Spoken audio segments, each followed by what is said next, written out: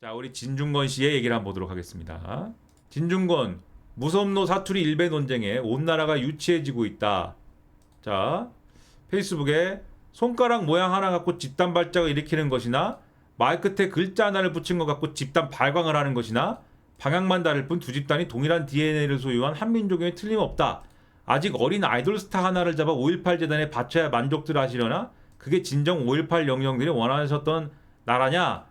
라고 했는데 나는 궁금한 게 있어. 이 논쟁의 시작이 이 아이돌이 일베라고 주장한 것으로부터 시작한 거예요? 그런 거야? 이 아이돌이 일베니까 이 아이돌이 사과해야 되고 이 아이돌이 퇴출돼야 된다라고 주장한 것부터 시작한 거예요, 이게? 거기서부터 시작한 거예요? 시작이 뭐야, 이게?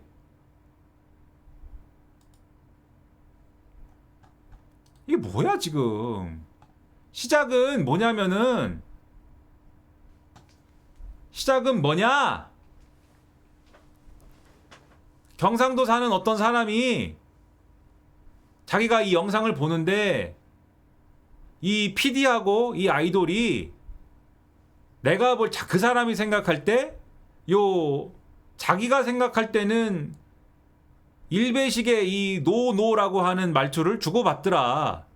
그래서 이 일베식의 말투가 어느새 일반적인 사투리의 영역까지 들어왔기 때문에 그러한 사례가 또 나타난 것이기 때문에 그것 때문에 내가 슬프다 뭐 이런 얘기를 트위터에 쓴 거예요.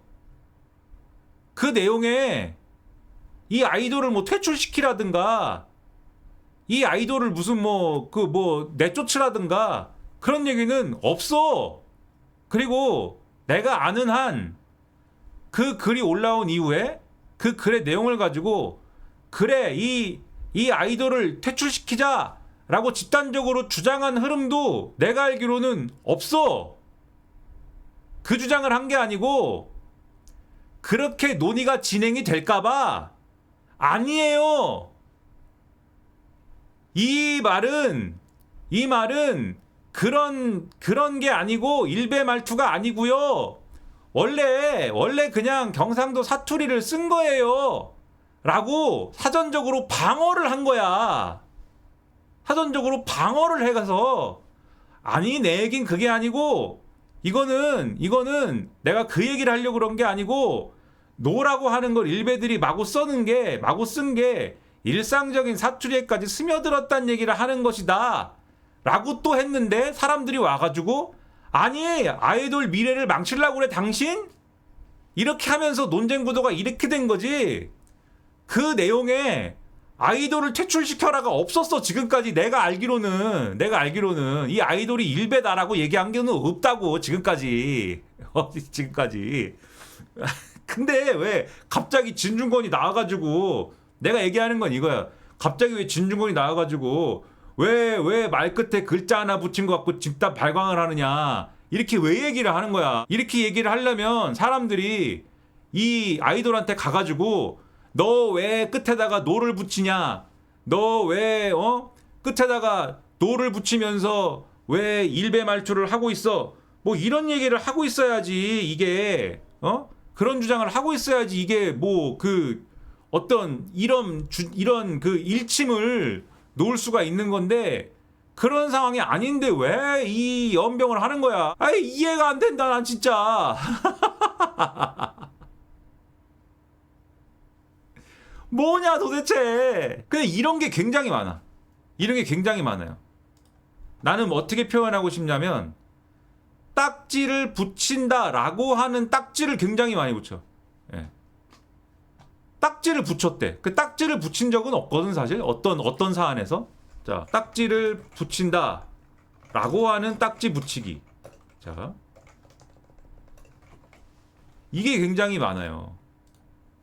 딱지를 붙였다라고 하는 딱지 붙이기라는 이 행위가 굉장히 많습니다. 내 생각엔. 그래서 나는 이 사실을 누군가 딱지를 붙였다라고 하는 사실을 누군가 딱지를 붙였다라고 하는 주장을 통해서 내가 알게 돼. 딱지를 붙였대. 누가 딱지를 붙였는지 난 몰랐는데. 아이 뭐야. 그래서 안 했는데 한 게 돼. 그냥 기정사실화 돼. 그 나중에 가면 어떻게 되는지 아십니까 이 얘기가? 어? 나중에 가면 얘기가 어떻게 되는지 알아요? 그 이 땅의 진보 세력들이 이 아이돌 멤버한테 노라고 쓴다고 해서 이 아이돌을 마녀 사냥한 사람들이 이제 됩니다. 실제로 그랬든 안 그랬든 마녀 사냥한 사람들이 되고, 이 마녀 사냥을 해서 이 아이돌이 피해를 입어서 이제는 극우 유튜버들이 이 아이돌을 이제 막 응원을 합니다. 이제 응원을 하고 그리고 다들 일베 말투 쓰기 경연대회가 막 시작이 돼갖고 일베 말투를 막 다 쓰기 시작해. 막 노노 뭐 이런 거, 어? 오늘 밥 먹었노, 뭐 나도 오늘 나도 오늘 순댓국 먹었노, 뭐 이런 거 막 계속 막 하고 막 노가 어때서 뭐 이런 거를 해 막. 지쳐버립니다. 근데 그거를 왕년에 무슨 너 진보였다는 진중권 이런 사람들이 하고 있어. 이런 개판 5분 전을 내가 보려고 내가 아휴 진짜 오늘 개 같은 글 하나 봤는데, 진짜 개 같은 글. 내가 이건 진짜 안 하려고 그랬는데 정신 나갔다고 생각합니다. 진짜 정신이 나갔다. 자, 그 정신 나간 글을 한번 찾아보겠습니다. 마지막으로 네, 정신 나간 글 하나 얘기를 하고 이 그 연병을 끝내도록 하겠습니다. 자, 이게 진짜 얘기 안 하려고 그랬는데, 조선일보. 침묵하던 보통 사람들 지방선거 후 입을 열기 시작했다. 강양구의 블랙박스, 강양구 지식 큐레이터가 썼습니다. 뭐냐? 무슨 얘기를 하는 거냐면은, 지방선거가 끝나고 나서 이재명 대통령 지지율이 떨어지고 이제 그 야당 지지율이 올랐다 이거예요. 그게 왜 그러냐? 독일의 사회학자 엘리자베스 노엘레 노이만이 이 여론조사와 선거 결과의 차이를 설명하기 위해서 침묵의 나선 이론을 고안을 해놨는데, 자, 이게 사람들이 아마도 보통 여기서 말하는 보통 사람들이 이 새 정부와 여당이 주도하는 내란 청산 때문에 상당한 시민들이 다양한 색깔의 두려움을 느꼈을 것이다. 그래서 새 정부나 다수당에 동조하지 않으면 계엄 찬성이나 내란 동조 세력으로 오해받지는 않을까. 또 법원을 공격하고 한남동에서 태극기나 성조기를 몸에 감싼 이들과 똑같이 보이지는 않을까 걱정을 했는데, 마침 여기저기서 극우 딱지를 붙이는 유행이 시작이 됐어. 그래서 이것이 보통 사람들의 두려움을 자극했을 것이에요. 새 정부와 여당을 지지하지 않으면 극우로 몰아세우는 분위기가 생겼습니다. 아유, 언제? 그렇지 않아도 먹고 살기 팍팍한 20대와 30대는 그보다 형편이 평균적으로 나은 윗세대로부터 새 정부와 여당 지지에 소극적이라는 이유로 극우라는 비아냥거림까지 들어야 하는 상황이 되었다. 그러니까 언제 새 정부와 여당에 소극적이라는 이유로 극우라고 비아냥됐냐고. 그런 이유만으로 언제 극우라고 했냐고. 왜 극우라고 평가하는지를 다 설명을 했는데 극우 딱지를 붙인다고 그냥 하는 거야. 자, 도지사 시절 계곡의 불법 영어 시설을 쓸어버리듯이 열심히 일하는 이재명 대통령의 모습도 침묵을 부추겼다. 세간의 비아냥거린 대로 드라마를 밝히고 이상한 역사책을 탐독하고 술을 즐겼던 전직들과 비교하면 누가 봐도 행정가로서 유능해 보이는 대통령이니까 괜히 열심히 일하는 대통령 발목을 잡는 건 아닐까 하는 걱정에 합리적 비판마저 자제하게 됐다. 뭘 자제해? 그렇게 열심히 떠들어 놓고선. 게다가 인공지능이 촉발한 유례없는 반도체 산업 포함과 그에 따라 치솟는 주가도 대통령과 새 정부의 비판을 가로막았다. 경제관료 출신 청와대 정책실장이 실토한 오늘의 고금리, 고물가, 고환율은 서민의 삶을 팍팍하게 하는 뚜렷한 경제지표인데도 그랬다. 아, 환장하겠다. 전월세를 포함한 부동산 시장의 불안한 상황까지 염두에 두면 서민 경제는 오히려 위기다. 이 모든 일이 열성 지지자만큼의 확신이 없는 대한민국 공동체의 보통 사람들을 1년간 침묵하게 했다.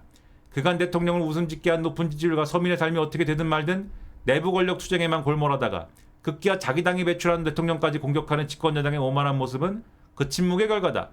침묵에 나선 이론은 반전이 있다. 우리에게는 끊임없이 어떤 의견이 지배적이고 어떤 의견이 세력을 얻고 있는지 감지하는 사회적 안테나가 있다. 만약 현재의 소수 의견이 미래의 세력을 얻을 것으로 예측되면 사람들은 고립공포를 느끼지 않고 당당하게 자기 의견을 공개하기 시작한다. 바로 그 계기가 6.3 지방선거 결과였다. 선거 결과만 산술적으로 집계하면 여당의 압승인데 향후 여론의 방향타가 될 만한 서울과 전국 선거구로 관심을 모았던 경기도 평택이나 부산 북구에서 또렷하게 대통령과 여당에 대한 반대와 견제 흐름이 나타났다. 1년간 침묵을 강요당하는 이들이 그 선거 결과를 보면서 드디어 숨통이 튀었다. 침묵을 강요를 당했어요.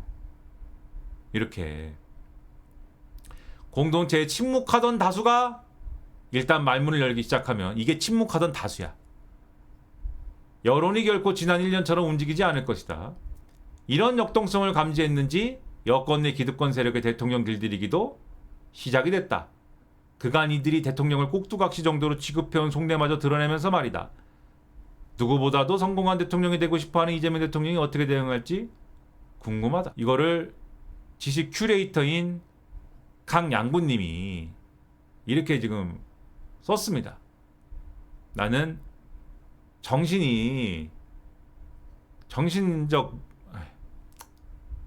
나는 인식의 현실 정합성이 무너졌다고 생각을 합니다. 본인이 그럴 수는 있어. 본인이 그동안 이제 이재명 정권에 대한 비판을 하기가 반도체 산업 포황과 뭐 주가의 어떤 그 주가 지수도 높고 그 다음에 이재명 대통령이 또 뭐 행정가로서 성과를 내는 것 같기도 하고 이런 모습들이 있으니까 비판의 목소리를 내기가 좀 어려웠는데 지방선거 결과를 보니까 이젠 내가 좀 비판을 해도 될 것 같네. 본인이 그럴 수는 있어.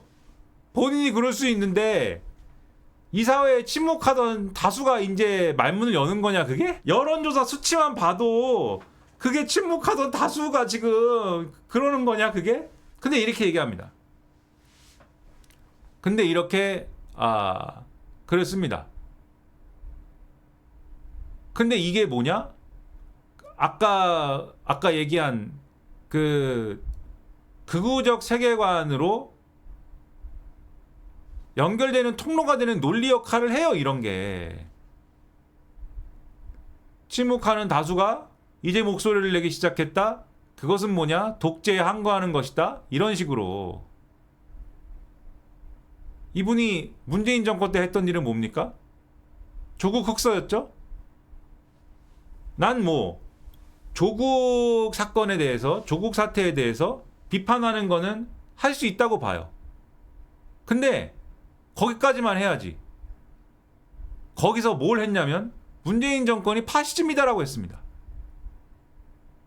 문재인 정권이 연성 파시즘이다로 갔어. 그건 뭐지? 그리고 문재인 정권이 연성 파시즘이므로 이 문재인 정권의 연성 파시즘을 막기 위해서 자 이렇게 직접적으로 주장한 건 아니지만 사실상 국민의힘을 비판적 지지해야 한다고 주장한 거나 다름없는 논리로 갔어요. 그게 뭐야?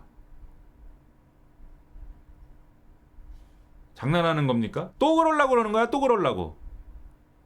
제발 정신을 차렸으면 좋겠습니다.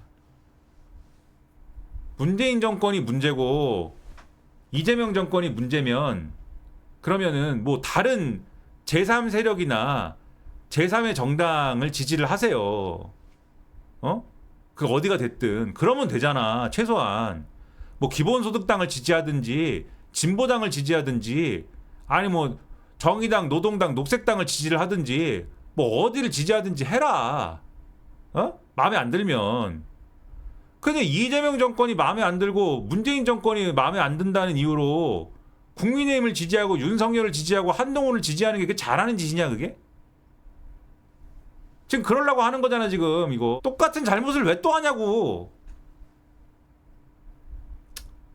에휴 말해 뭐합니까? 또 하는데.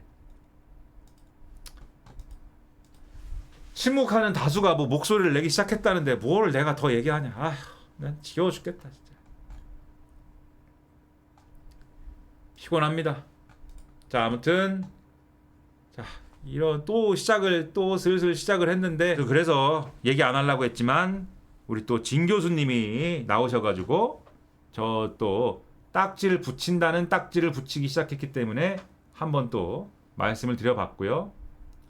자, 이제 저도 이제 뭐 다른 일을 또 해야 되기 때문에 오늘은 여기까지 하고, 자.